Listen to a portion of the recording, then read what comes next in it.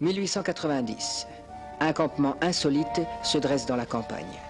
Depuis plusieurs jours, des allées et venues incessantes intriguent les habitants des villages voisins. On y achemine un matériel mystérieux pour le compte, dit-on, d'un original venu de Paris. Avocat de formation, Martel vient d'abandonner une carrière juridique toute tracée pour se consacrer totalement à sa passion, descendre dans les abîmes. À cette époque, personne n'a encore osé s'aventurer dans ces orifices noirs et béants qui criblent les grands causses. Et puisqu'aucun moyen n'existe pour aller y voir de plus près, Martel et ses amis, Delaunay, Goupillat, Armand, décident d'inventer. Un gros bâton, une corde de chanvre et surtout beaucoup d'audace. C'est sur ce qu'il appelle son escarpolette que Martel effectue la plupart de ses descentes.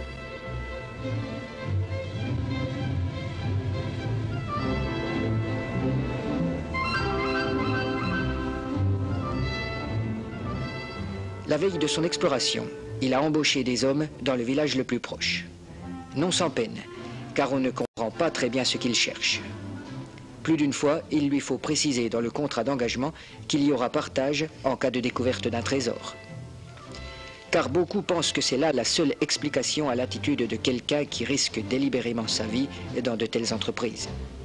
Le trésor de Martel, ce sont les notes qu'il ramène et les plans qu'il relève au cours de 1500 descentes. Sa carrière reste indissociable d'un abîme exceptionnel, le gouffre de Padirac. 5 ans d'expéditions répétées à l'aide de canaux pliants lui seront nécessaires pour reconnaître 3 km de galeries, franchir 12 lacs et ouvrir ainsi la voie à l'exploration d'une des plus célèbres cavités des Causses qui deviendra, sous l'impulsion de son inventeur, une curiosité touristique mondialement connue. Scientifique avant tout, Martel entrevoit très vite le danger représenté par les charniers qu'il rencontre sous terre et dénonce la contamination de l'eau qui en résulte. Et puis, il fait école, grâce à ses innombrables publications qui le font reconnaître comme le père de la spéléologie. Pourtant, Martel n'était pas le premier spéléologue. 10 ans plus tôt, en 1880, dans le karst yougoslave, des hommes s'attaquaient à l'énigme de la Reka.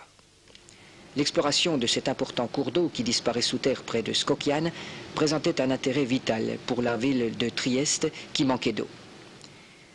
Sur les traces de l'ingénieur Ledner, Anke, Müller, Marinic constituent ainsi, avant la lettre, une des toutes premières équipes de spéléologues. Mais eux aussi ont des prédécesseurs.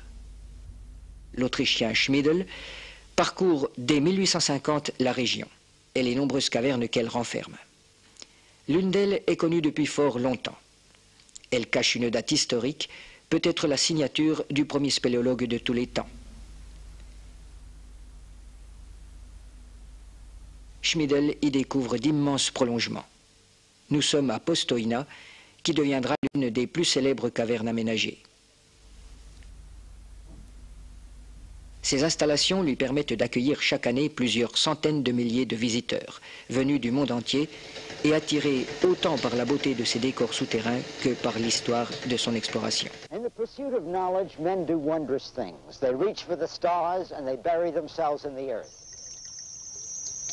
L'inconnu de 1213, poussé par on ne sait quel obscur désir de découverte, était sans doute bien loin de penser qu'il ouvrait la voie de l'exploration des cavernes. Mais cet univers parallèle allait rester encore ignoré pendant de nombreux siècles. Les croyances populaires le peuplaient de monstres inquiétants, de mauvais génies ou d'animaux invraisemblables. La vie pourtant existe sous terre, pas forcément monstrueuse, mais suffisamment insolite pour qu'on ait longtemps vu dans les protées des bébés dragons. Ces batraciens serpentiformes sans yeux sont les premiers cavernicoles à avoir été étudiés et marquent le début de la biologie souterraine. Le roumain Racovița et ses collaborateurs, puis les professeurs français Janel et Vandel, sont alors les précurseurs de cette branche scientifique nouvelle qui prouve que le monde souterrain n'est pas un monde mort. Au début du siècle, Fournier dans le Jura, Décombaz dans les Alpes, Viré, Balzan dans le Lot sont les principaux émules de Martel. Mais une série de découvertes va donner à l'étude des cavernes ses lettres de noblesse. Rouffignac, Lascaux, Altamira révèle soudain l'existence de sanctuaires préhistoriques insoupçonnés. Préservées du temps par les cavernes, les peintures rupestres font surgir de la nuit des témoignages vieux de 20 000 ans.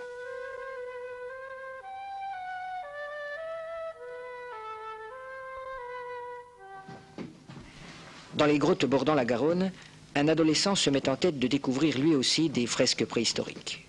Norbert Casteret commence sa carrière. Aujourd'hui âgé de 80 ans, Norbert Casteret a écrit 30 livres qui retracent ses exploits. Dans sa retraite de Saint-Gaudens, il évoque sa première grande découverte alors qu'il s'apprêtait à franchir le siphon de la grotte de Montespan en 1922. Alors devant ce siphon, évidemment, mon esprit a beaucoup travaillé. Je ne me suis pas précipité d'emblée dans l'eau. J'ai posé ma bougie sur une petite aspérité rocheuse. J'ai oxygéné mes poumons, comme il faut le faire dans ces cas-là. Et quand je me suis jugé prêt, je me suis enfoncé sous cette voûte.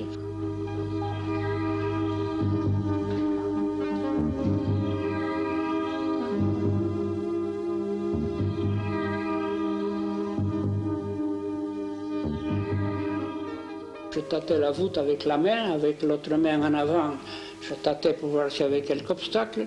Et j'ai eu la chance, très grande chance, que ce ne fut pas un siphon prolongé. Au bout de quelques mètres, j'ai émergé. Et j'ai compris que j'avais franchi le siphon. J'ai avancé sur des centaines de mètres, et j'ai débouché dans une salle qui m'a paru gigantesque. Je me dirige vers la paroi opposée, le couloir avait 7 ou 8 mètres de large, et pour arriver à la paroi rocheuse, je suis gêné par une espèce de bloc, comme ça, que je contourne, et en le contournant et en mettant la main dessus, je me suis aperçu que ce n'était pas un rocher, que c'était de l'argile, et qui avait une forme bizarre. Alors, avec ma bougie, j'en ai fait le tour, et je tombais sur la statue de l'ours de Montespan, qui me déconcertait parce qu'il n'avait pas de tête. Il était bien sculpté, bien modelé, une belle croupe arrondie, un garrot, les pattes de devant avec les griffes bien apparentes, et la section du cou, pas de tête, et entre les pattes de devant de la statue, un crâne d'ours.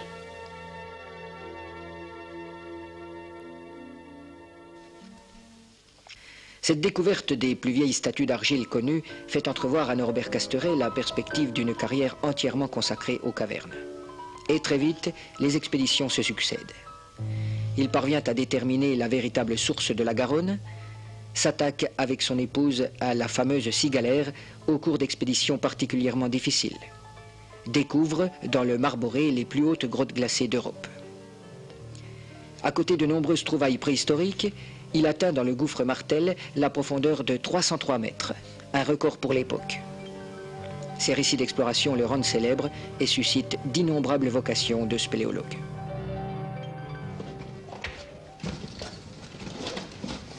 Ça va? Ça passe. Vers 1930, les premiers clubs organisés voient le jour. Cependant, faute de matériel, les possibilités de ces pionniers demeurent faibles et surtout les équipements restent sommaires. Chaussures à clous et sacs à dos, vieux habits sacrifiés pour la circonstance, chapeaux de feutre aux bords coupés ou simples bérets en guise de casque n'autorisent que des incursions limitées. L'exploration de la Franche-Comté souterraine connaît son âge d'or grâce à ses nombreuses grottes facilement repérables. À chaque descente, c'est une première qui livre plusieurs kilomètres de galeries nouvelles. Parfois, l'expédition bute sur un puits trop profond ou une difficulté qui semble insurmontable. Mais les explorateurs ont toujours de quoi oublier les déceptions et les carences du matériel. Parmi tous les obstacles qui arrêtent les expéditions d'alors, les siphons apparaissent comme les plus infranchissables, mais aussi comme les plus attirants. En 1935, le Frépuy, célèbre gouffre noyé de l'est de la France, est plongé par Nestor Glockner à l'aide d'un équipement respiratoire de sa fabrication. Son masque est construit à partir d'un phare de camion et la soupape d'évacuation de l'air n'est qu'un morceau de caoutchouc. À quelques mètres de l'entrée, Glockner doit renoncer. La galerie continue, toujours sous l'eau. 10 ans plus tard, l'association spéléologique de l'Est, nouvellement créée, prend le relais, cette fois avec les gros moyens. un scaphandre lourd que Jacques Collot est en train de revêtir. Le Frépuy est en fait un regard sur un énorme collecteur souterrain, dont les eaux proviennent des pluies et des ruisseaux qui se perdent sur les plateaux voisins. On supposait que derrière la voûte noyée devaient se trouver d'importantes galeries sèches.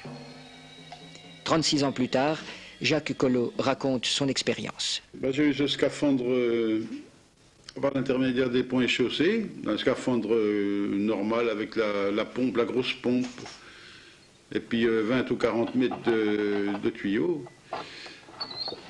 Et alors là, on est parti sur le Frépuy avec les pompiers, en cas d'accident, parce qu'on ne savait pas ce qu'il y avait, si c'était un gouffre ou si il y avait une grande salle et tout. Alors c'est une habitude parce que moi, dans le scaphandre, je ne savais pas qu'il y avait une soupape. Puis dehors, il pompait trop vite. Puis j'ai monté au plafond. Puis après, j'ai vu la petite soupape, alors j'ai décomprimé. Puis je suis rentré dans ce boyau qui était plein de troncs d'arbres, de gros blocs. Mais j'étais tout doucement, je voyais très clair, hein, parce que j'avais un phare très puissant de camion, avec 2 grosses batteries énormes. Hein. On voyait à 30 mètres dans le Frépuy, 40 mètres. Formidable d'ailleurs. À 40 mètres, le tuyau trop court l'oblige à revenir. Le Frépuy garde son secret. À la même époque, un personnage étonnant commence à faire parler de lui. À la tête de son groupe, Robert de Joly explore les abîmes du Gard, des Causses et de l'Ardèche. Très vite, il pense à améliorer le matériel utilisé jusqu'alors, et en particulier allège les échelles métalliques souples qui avaient été inventées par les clubs italiens. Autoritaire et excentrique, Robert de Joly règne sur un noyau de collaborateurs dévoués. Messieurs, je vous salue. C'est ainsi que Robert de Joly dédiait chacune de ses descentes à ses équipiers, car de Joly était un aristocrate qui considérait le gouffre comme un adversaire à qui il allait livrer un combat singulier.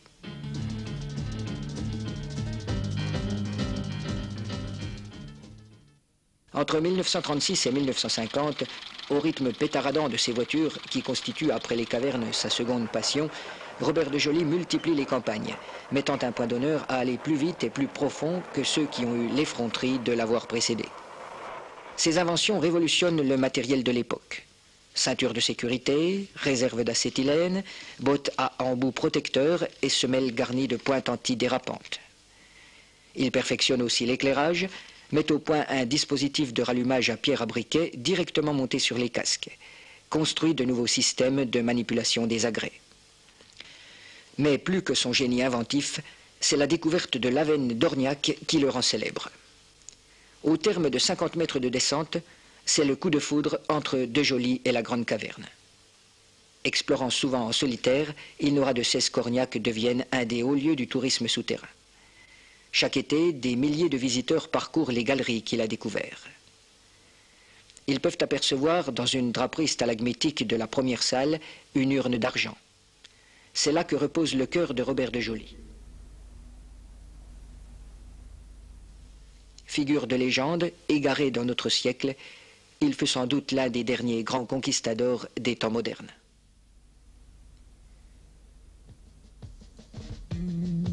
L'exploration souterraine se diversifie au gré des régions. Dans la fameuse dent de Crolles qui domine Grenoble, Pierre Chevalier et son équipe s'attaquent au trou du Glas. Pénétrant par la base du massif, ils explorent en remontant et sont ainsi confrontés à des obstacles inédits. Pour mener à bien ces escalades souterraines, Pierre Chevalier a son idée. Un mât télescopique constitué de tubes qui s'emboîtent les uns dans les autres jusqu'à former une perche de 15 mètres. Tout en l'assemblant, on la dresse dans le puits, en direction de l'endroit à atteindre. Lorsque le mât prend trop de flèches, un système de haubanage permet de lui conserver sa rigidité. Cette installation fait gagner beaucoup de temps par rapport aux escalades traditionnelles qu'il aurait fallu effectuer avec des pitons, car les puits remontants se succèdent sans arrêt. En quelques expéditions, les explorateurs s'élèvent de 350 mètres à l'intérieur de la montagne. Ok, c'est bon, ça a couché. Bon. Quel reste le premier bout là? Ingénieur chimiste, Chevalier a d'abord été l'un des meilleurs alpinistes de sa génération avant de répondre à l'appel des gouffres. Il est secondé par Fernand Pesle, Charlie Petit-Didier, Jean Noir. C'est avec le Trou du Glas que leur équipe signe son plus bel exploit en reconnaissant les 15 premiers kilomètres d'un immense réseau qui en atteindra par la suite 31. Pendant quelque temps, il sera même le plus profond dénivelé connu avec 603 mètres. Et ça donne! Ça continue!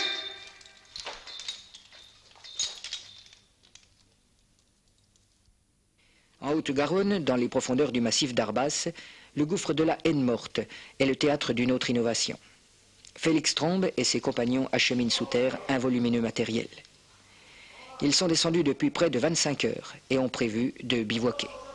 Pour la première fois, un camp souterrain va permettre de vaincre un grand gouffre par étapes successives, en reculant encore les limites de l'exploration. En 1947, la cote moins 446 est atteinte. La Haine-Morte prend place parmi les plus grands gouffres connus. Seule la plongée des siphons n'évolue guère. Le musée de la Veine de Marzal a consacré une large place à cette spécialité avec le matériel du comte Guy de Lavore. Il fallait mettre au point un équipement solide et sûr et résoudre le problème de l'éclairage, particulièrement vital dans les siphons où l'eau se trouble au moindre coup de palme. La résurgence de la fontaine Saint-Georges sert de cadre aux essais de Guy de Lavore. Les premiers scaphandres autonomes sont apparus et autorisent une liberté de mouvement inespérée. De Lavore construit un système de lampe morse qui lui permet de rester en communication avec l'extérieur. Et surtout, il s'attache à mettre au point une tenue isothermique, ancêtre des combinaisons modernes en néoprène, qui rendent possible des plongées de plusieurs heures. Au lendemain de la Deuxième Guerre mondiale, les innovations techniques se multiplient. Mais toute cette période reste marquée par la personnalité de Robert de Joly, toujours épris de vitesse et d'efficacité, et son style d'exploration très personnel. Les équipiers restent en relais et s'échelonnent tout au long de la descente pour permettre au seul chef d'expédition d'atteindre le fond du gouffre. Cette formule très dirigiste était bien dans la ligne de son personnage, mais elle ne pouvait s'appliquer qu'à de Joly lui-même. Ailleurs, et notamment dans les Alpes, on mise sur l'esprit d'équipe. Une bande de copains du club alpin français a l'idée d'appliquer en outre les techniques de la montagne à l'exploration souterraine. 3 à l'entrée du gouffre, ils sont également 3 au fond, partageant les satisfactions comme les désagréments de l'exploration. L'esprit de cordée qui les anime leur vaut de se sortir de plusieurs situations délicates. Car les gouffres de la Chartreuse, du Dévoluy, du Vercors sont un terrain souvent difficile, dans lequel des crues subites peuvent noyer en quelques instants une équipe ou la bloquer sous terre pendant plusieurs jours. Mais c'est aussi une zone pratiquement vierge, à peine débroussaillée par le pionnier André Bourgin. Et les premières d'envergure y abondent.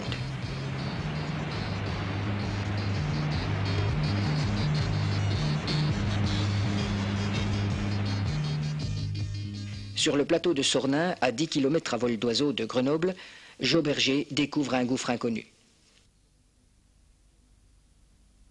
Très vite, les verticales se succèdent. Ils utilisent la technique du rappel, en se laissant glisser le long de cordes de montagne. Ça va? Ouais, ça y est!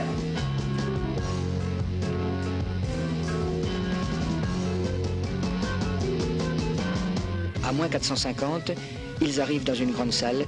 Ce sera la salle des 13, en souvenir des 13 membres de leur expédition. Mais le téléphone de campagne annonce bientôt que ça continue.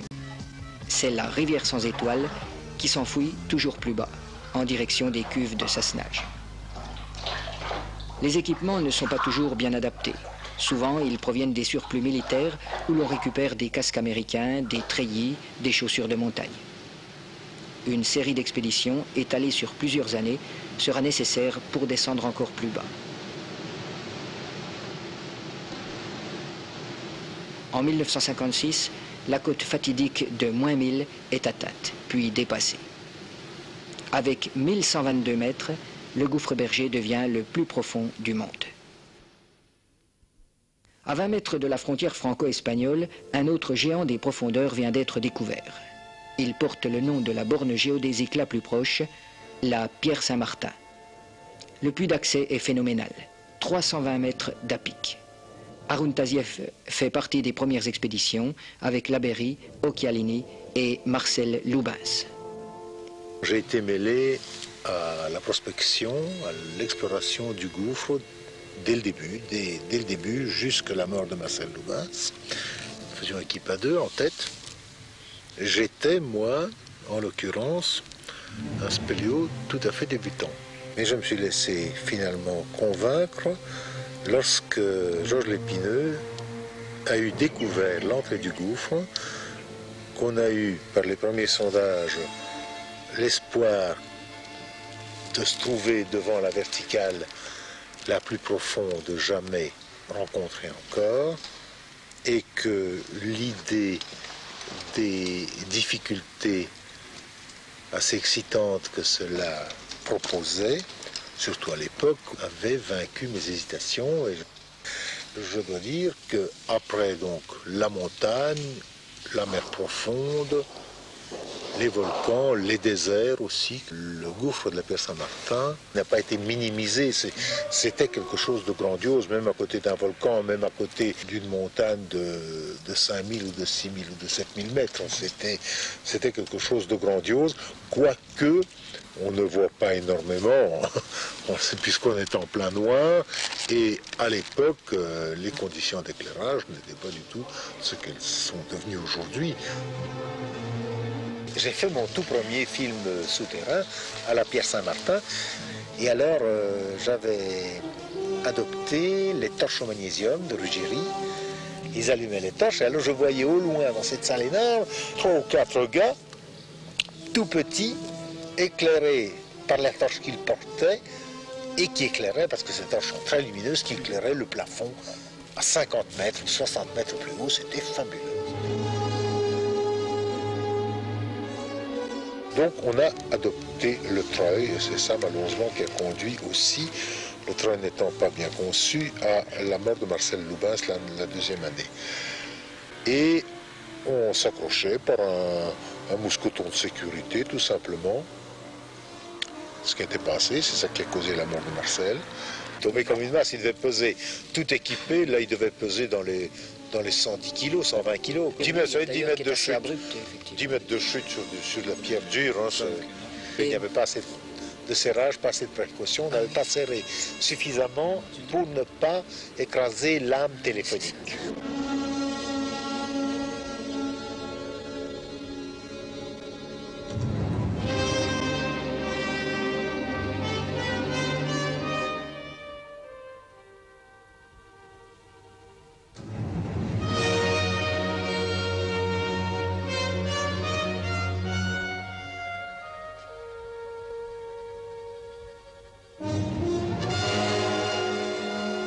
Aujourd'hui, au pied du grand puits découvert par Georges Lépineux, subsistent les vestiges du drame. La civière où le corps de Lubens reposa pendant 2 ans, le tambour du treuil, les poutrelles métalliques placées pour étayer la remontée du conteneur et les tronçons d'échelle des éclaireurs lyonnais. Alors que l'exploration de l'Everest des profondeurs se poursuit, il jalonne l'histoire d'un gouffre exceptionnel qui occupe une place à part dans la conquête souterraine. 1963. Les feux de l'actualité se concentrent sur un nouvel accident souterrain à la Goule de Foussoubi. On est toujours sans nouvelles des 5 spéléologues bloqués par la crue. Les pluies incessantes qui s'abattent sur la région ont grossi de façon soudaine le cours d'eau qui s'engouffre dans la caverne. Nuit et jour, les sauveteurs s'acharnent à dériver le torrent en édifiant un barrage, alors que les motopompes fonctionnent sans interruption et que l'eau continue à monter.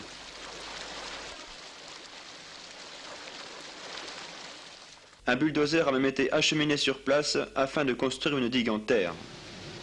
Dans l'impossibilité de communiquer avec d'éventuels survivants, il a été décidé de lancer régulièrement dans le courant des bidons étanches contenant des vivres et de l'éclairage, en espérant qu'ils pourront leur parvenir.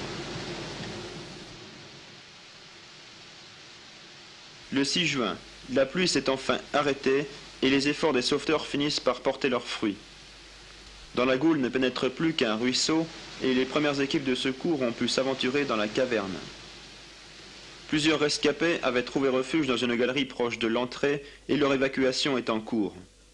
mais ils sont très affaiblis par ces 4 jours passés dans le froid, les ténèbres et le vacarme de la rivière en crue, et surtout très choqués par la mort de 2 des leurs. Car Jean Dupont et Bernard Raffy ne remonteront pas de ce gouffre, devenu en quelques instants un piège mortel. Jean Dupont, Bernard Raffy. En souvenir de leurs camarades disparus, les Lyonnais du groupe Vulcain désignent par ces 2 prénoms un nouveau gouffre qu'ils viennent de découvrir en Haute-Savoie. Alors que s'achève le drame de Fossoubie, l'exploration du Jean Bernard commence. Moins risquées et plus anonymes, les recherches scientifiques continuent de conduire à une meilleure connaissance du monde des cavernes. Dans l'Ariège, le CNRS a construit un important laboratoire souterrain. À l'intérieur même d'une grotte sont étudiées, dans leur milieu naturel, des espèces souterraines en provenance du monde entier. Ces poissons cavernicoles, sans yeux et dépigmentés, peuplent certaines rivières souterraines du Mexique. Les grottes des pays d'Amérique latine renferment des crabes aveugles et décolorés. Les installations souterraines de Moulis permettent de reproduire exactement les conditions de vie d'une espèce donnée afin d'étudier ses mœurs, sa reproduction, son comportement. Créé sur l'initiative du professeur Janel et inauguré en 1954, le laboratoire accueille des chercheurs de renommée internationale. On peut y observer des espèces souterraines inhabituelles, comme ces frines, d'une envergure de 30 cm, qui vivent dans les grottes équatoriales où règne en permanence une température de 25 degrés. À partir de 1965, le nombre grandissant des visiteurs de cavernes amène les fabricants de matériel à s'y intéresser. Les premières combinaisons imperméables, conçues au départ pour le yachting, augmentent considérablement les capacités des spéléologues. Protégés par une cagoule et une tenue en matière plastique, ils peuvent rester sous terre plus longtemps et ainsi espérer aller plus loin. En gouffre, les échelles métalliques souples sont de rigueur. Un rouleau de 10 mètres pèse 1,5 kg, soit 10 fois moins que les échelles en bois de la Belle Époque. Un appareil nouveau, le descendeur, autorise une plus grande rapidité. Les descentes se font facilement sur des cordes en nylon résistantes et imputrescibles.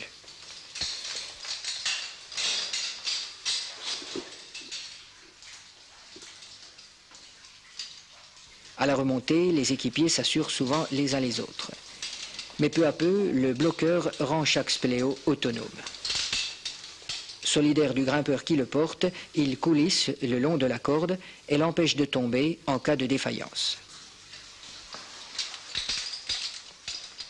Ces améliorations techniques ont pour effet d'accroître considérablement les durées d'exploration. Des réseaux longs et difficiles sont maintenant abordés par des équipes de 3 ou 4 hommes seulement.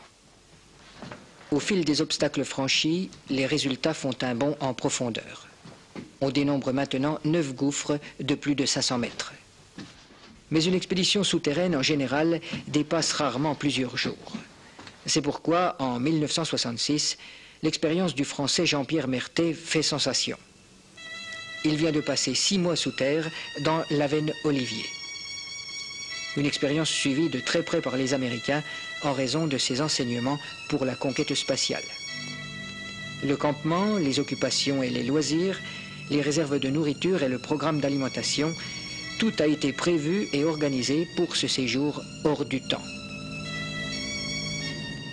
En surface, Michel Siffre contrôle le déroulement de l'expérience, tandis que les ordinateurs de la NASA enregistrent en permanence toutes les réactions de l'organisme du cobaye.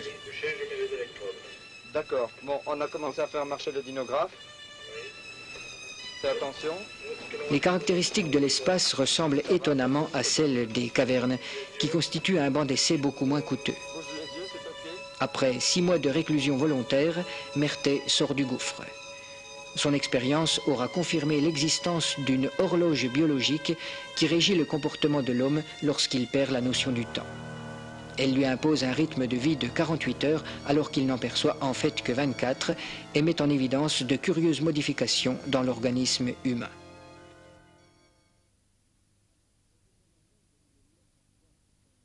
Mais au moment même où elle laisse entrevoir ces prolongements insoupçonnés, la recherche souterraine marque le pas devant des orientations nouvelles. Récemment créée, l'école française de spéléologie s'est implantée dans le Vercors. Elle répond à une nécessité, encadrer les jeunes qui, de plus en plus nombreux, s'intéressent aux cavernes. Dans toutes les régions calcaires se développe une spéléologie de loisirs. Une fédération nationale, fondée en 1963, coordonne ces différentes tendances d'une même discipline. Sa variante purement sportive a aussi ses adeptes. Une expédition importante se prépare et les grandes verticales imposent de s'entraîner au préalable. Certaines falaises très hautes permettent de perfectionner sa technique de remonter à l'échelle et de se familiariser en plein vide avec les manœuvres les plus délicates.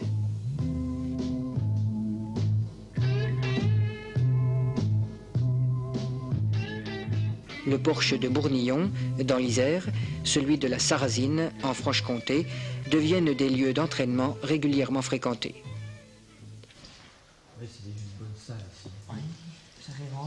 Les équipements ne cessent de se perfectionner. On s'attache à améliorer le confort pour aller encore plus profond. En rivière souterraine, les pontonnières individuelles remplacent les canots, trop lourds et vulnérables. Ces bottes à bretelles, montant très haut sous les épaules, permettent d'évoluer dans l'eau pendant des heures sans être mouillés. Auparavant, dans les réseaux actifs, les explorateurs trempés et transis de froid devaient souvent remonter au bout de quelques heures. Désormais au sec, ils peuvent envisager des temps d'exploration décuplés.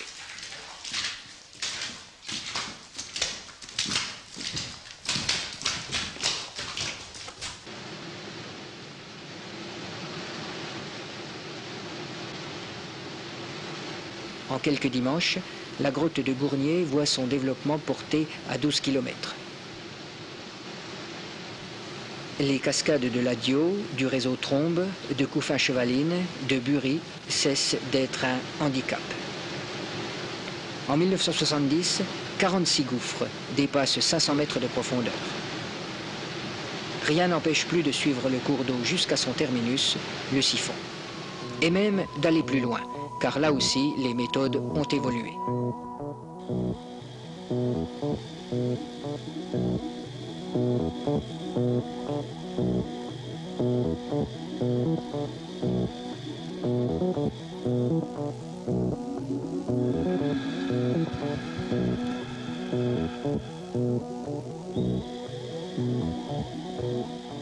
Les scaphandres autonomes facilitent beaucoup les choses, mais s'aventurer dans un siphon reste toujours dangereux. Malgré le fil d'Ariane qu'on déroule et l'emploi systématique de 2 bouteilles et de 2 détendeurs, l'eau qui se trouble rapidement compromet le retour. Plonger au-delà de 100 mètres de distance apparaît comme une folie.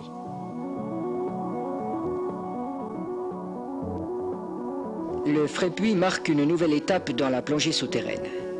En 1973, l'Allemand Jochen Hasenmayer y plonge en solitaire, avec un matériel très étudié. Son fil d'Ariane n'est pas une cordelette, mais un fil de fer. En cas de rupture, Hasenmayer le récupère toujours au fond de la galerie. Il s'est fabriqué un casque anatomique à ses mesures. Utilise une combinaison à volume constant qu'il a construit lui-même et qui lui permet d'être protégé de l'eau et du froid. Ces bouteilles sont en alliage spécial et autorisent des pressions de gonflage anormalement élevées par rapport à des bouteilles classiques. En 9 heures de plongée, Hasenmayer parcourra 2,5 km de galeries noyées, un record mondial. En même temps, ces coups d'audace contribueront à détruire les barrières morales attachées à la plongée des siphons. En exploration traditionnelle aussi, on cherche à mettre au point des systèmes capables d'améliorer les performances. L'araignée est une plateforme d'escalade qui permet de progresser confortablement le long d'une paroi. Debout sur cet appareil, il est possible de placer un point d'ancrage tous les 2 mètres, ce qui représente une économie appréciable de temps et d'énergie. Assuré d'en bas, le grimpeur s'élève par étapes successives.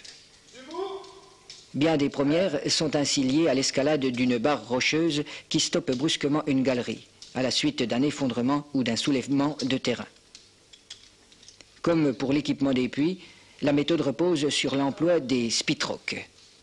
Les pitons, seulement utilisables lorsqu'une fissure n'est pas colmatée, ont peu à peu cédé la place à ces chevilles autoforantes qui permettent de positionner les cordes en plein vide. Cette précaution est vitale car la plupart des explorations se font maintenant sur corde unique. La remontée fait appel à 2 appareils autobloquants, l'un sert de poignée mobile, l'autre est fixé sur la poitrine, de manière à être solidaire du grimpeur. En prenant appui alternativement sur l'un et l'autre appareil, on s'élève sans fatigue le long de la corde. Solution de facilité pour certains, la remontée au bloqueur a le mérite de réduire considérablement le matériel nécessaire à l'exploration d'un grand gouffre. De ce fait, elle permet d'aborder un domaine jusque-là inaccessible. Celui des gouffres d'altitude, situés dans les lapias désertiques et difficiles d'accès qui coiffent les massifs calcaires.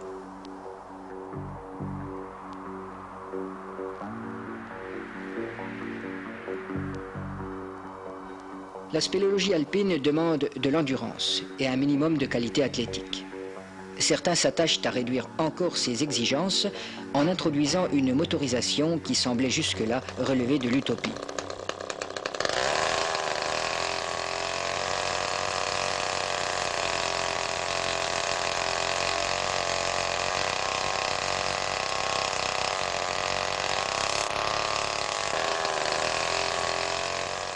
Le motocorde est construit à partir d'une tronçonneuse bricolée. Mais loin de vouloir supprimer tout effort physique, son inventeur, Bruno Dressler, l'a surtout conçu pour les opérations de secours, où il peut assurer le tractage d'un blessé.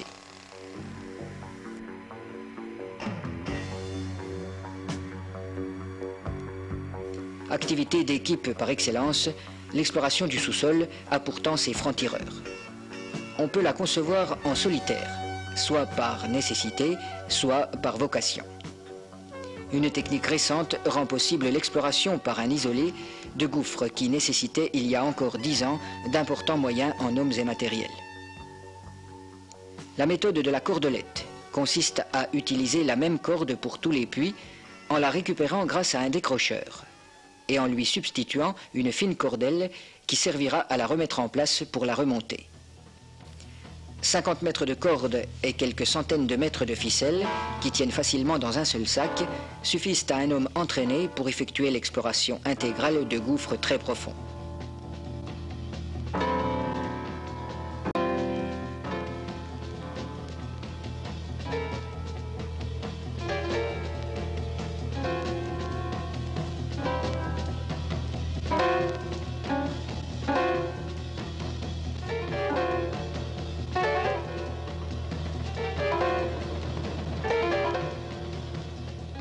La complexité de cette technique la rend délicate. Le décrocheur est beaucoup plus souvent utilisé en alpinisme. Actionné depuis le bas de la verticale, il permet la récupération de la corde. En passant dans l'anneau, la cordelette se positionne du même coup pour la remonter. Il faut veiller tout particulièrement à ce que les 2 brins forment un triangle et restent parfaitement séparés. Cette précaution est capitale puisqu'au retour, la cordelette devra coulisser dans l'anneau pour ramener la corde en place. Au-delà des émotions de la randonnée solitaire, il y a la satisfaction de pratiquer une technique difficile et d'en maîtriser les moindres aspects. Et quelles que soient les motivations de ceux qui s'y adonnent, ils contribuent aussi, à leur façon, à l'étude du monde des cavernes. Actuellement, la recherche scientifique est un peu son parent pauvre. Mais dans le sillage de savants comme Philippe Renaud ou Bernard Gèze, on s'attache toujours à définir les caractéristiques du milieu souterrain. Des dispositifs enregistreurs mettent en évidence la variation des courants d'air, l'importance du degré hygrométrique ou la stabilité de la température à l'intérieur d'une même grotte. La biologie s'enrichit régulièrement de la découverte de nouvelles espèces. On identifie des sous-groupes chez des cavernicoles que l'on croyait à jamais figés dans leur mutation. L'évolution de ces espèces au gré des impératifs du milieu est une formidable preuve des facultés d'adaptation de la vie. Chaque année, des congrès et des colloques scientifiques permettent aux chercheurs du monde entier de confronter leurs travaux.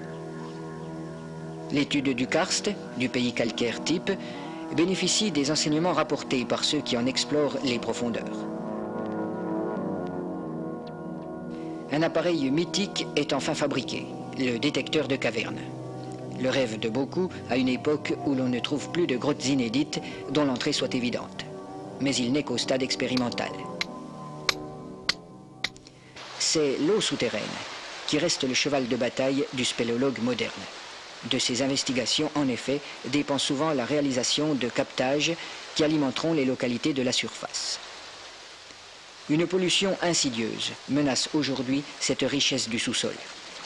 Ce sont les égouts, directement aiguillés sous terre, mais aussi les ordures accumulées dans certaines grottes.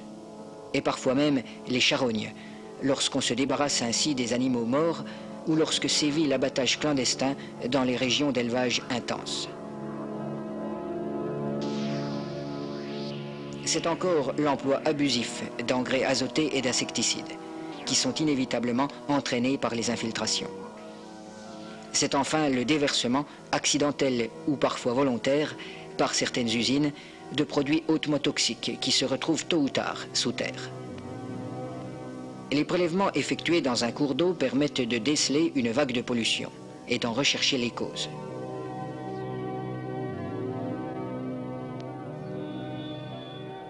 Leur analyse révèle un pourcentage grandissant de germes nocifs qui sont à l'origine d'intoxications graves et d'épidémies d'hépatite virale. Les colorations désignent à coup sûr la résurgence d'une rivière souterraine. La fluorescéine est un auxiliaire particulièrement efficace, qui de plus n'est absolument pas toxique. Elle se substitue à l'explorateur là où celui-ci ne peut passer et révèle le fonctionnement complexe de certains réseaux. L'hydrologie fait sans doute retrouver à l'exploration souterraine d'aujourd'hui sa vocation première de science. Mais ce sont les préoccupations purement sportives qui lui servent toujours de moteur.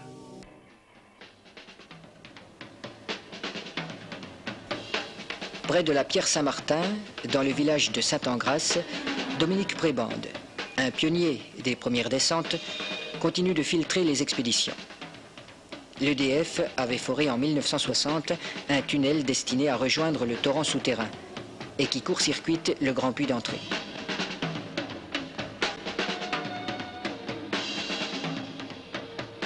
Son accès est réglementé par l'ARCIP, association qui coordonne les recherches internationales sur le massif de la pierre.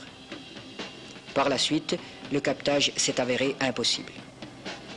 Mais le tunnel permet de reprendre les explorations et d'atteindre la profondeur de 1170 mètres. Puis, sur les lapias du pic d'Ani, des prospections systématiques amènent la découverte d'orifices supérieurs.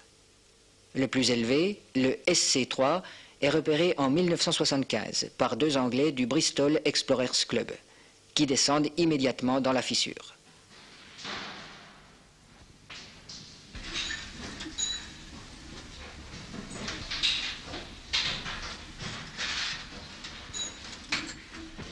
Une succession de puits, échelonnés sur près de 400 mètres, donne accès au réseau connu, en amont des grandes salles parcourues par les premiers explorateurs. Le développement du réseau est ainsi porté à 30 km et le dénivelé s'accroît encore. Avec moins 1332 mètres, la pierre Saint-Martin consolide sa place de plus profond gouffre du monde, sans que son exploration puisse être considérée comme terminée, tant les prolongements de cet immense labyrinthe souterrain semblent infinis. C'est pourtant en Haute-Savoie que le record va être battu, par un gouffre quasiment inconnu jusque-là. En 1980, dans le Jean-Bernard, une série d'expéditions hivernales permet d'atteindre moins 1410 mètres.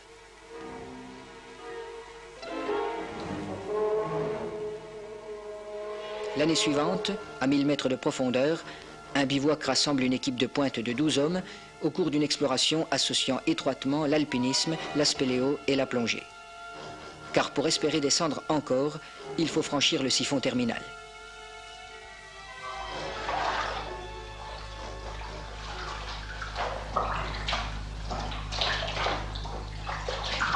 Au bout de l'attente, une nouvelle profondeur, 1455 mètres. que Patrick Penez améliore encore en 1982.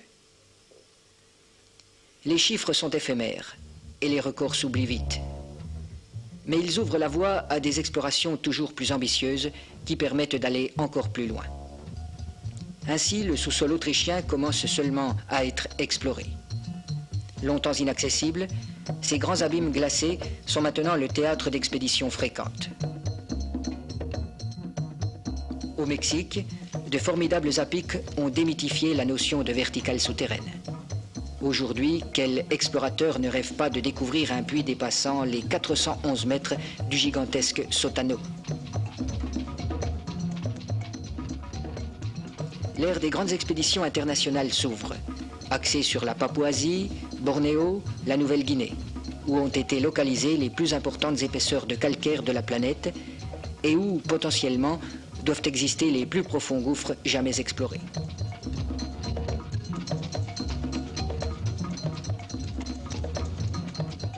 Au fin fond de la jungle, de nouveaux chapitres de la conquête souterraine restent à écrire.